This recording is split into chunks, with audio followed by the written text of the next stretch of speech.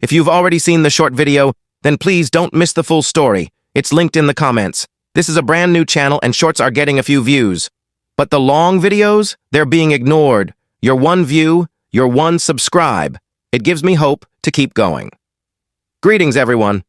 Before we dive into today's story, I could use your support. Our platform's growth has slowed, and subscribing is a simple, free way to help us keep delivering engaging content. Your encouragement means the world and helps us thrive together. Thank you so much. Now let's get to the story. I'm using an anonymous account for privacy, with some details altered to stay discreet. I'm Lisa, a woman in my late 30s, and I need to share something heavy. Ever heard of families where one kid is the golden child while the other feels like a shadow? That's my life in a nutshell. Things were normal until I was 8. As an only child, my parents weren't overly affectionate, but they were there. Mom helped with schoolwork, and Dad sometimes took me fishing by the lake. We weren't picture perfect, but we managed. Then one night changed everything. I remember my Aunt Clara arriving in the early hours, urging me to pack a bag because Mom was in the hospital. My sister Emma was arriving early, too early. The weeks that followed were a blur of hospital visits and whispered conversations. Emma was tiny, fragile, covered in tubes like a doll I couldn't touch. That's when I first felt it, an invisible barrier growing between me and my family. When Emma came home, our house became a sterile fortress. Mom was obsessed with cleanliness. Disinfectants everywhere, hand sanitizers in every room, constant scrubbing. The sharp smell of bleach still unsettles me. But what really hurt was how I was treated. If I so much as sniffled, I was sent to Grandma Rose's or Aunt Clara's. A single cough? Off I went. At first, I enjoyed it. Grandma baked treats, and Aunt Clara had mystery novels I loved.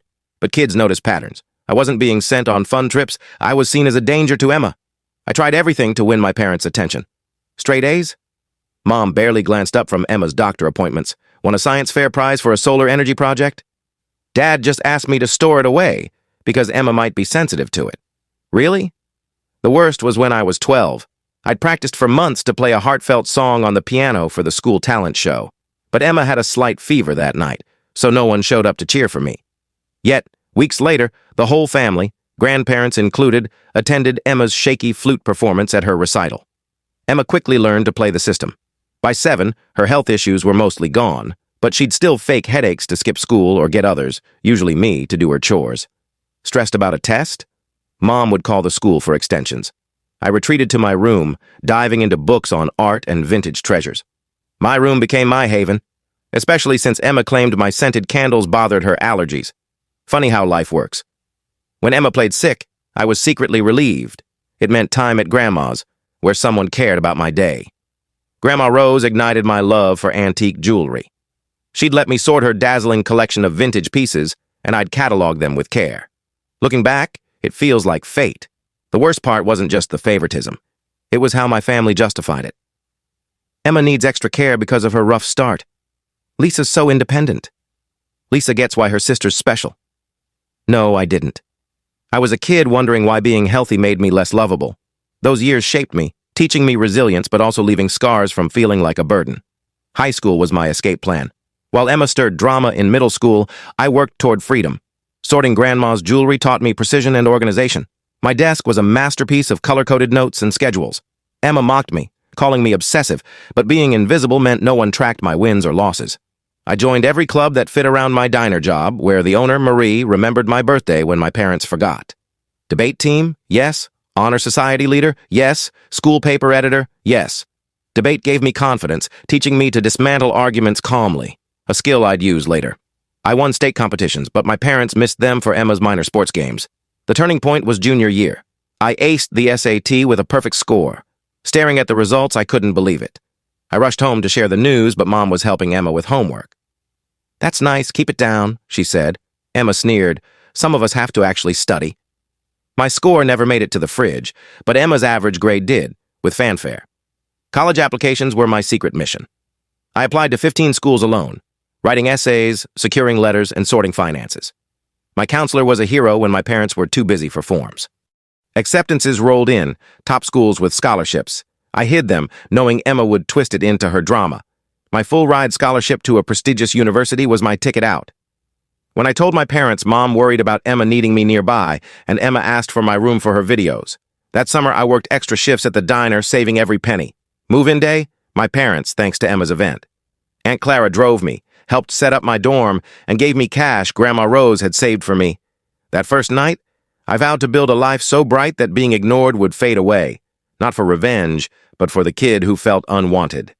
College was a whirlwind of late nights and independence. I graduated with top honors, unnoticed by my parents were preoccupied with Emma's college switches. But then my path took a turn. I landed a job at a high-end auction house in the city, starting with cataloging estates. It wasn't glamorous, but it paid.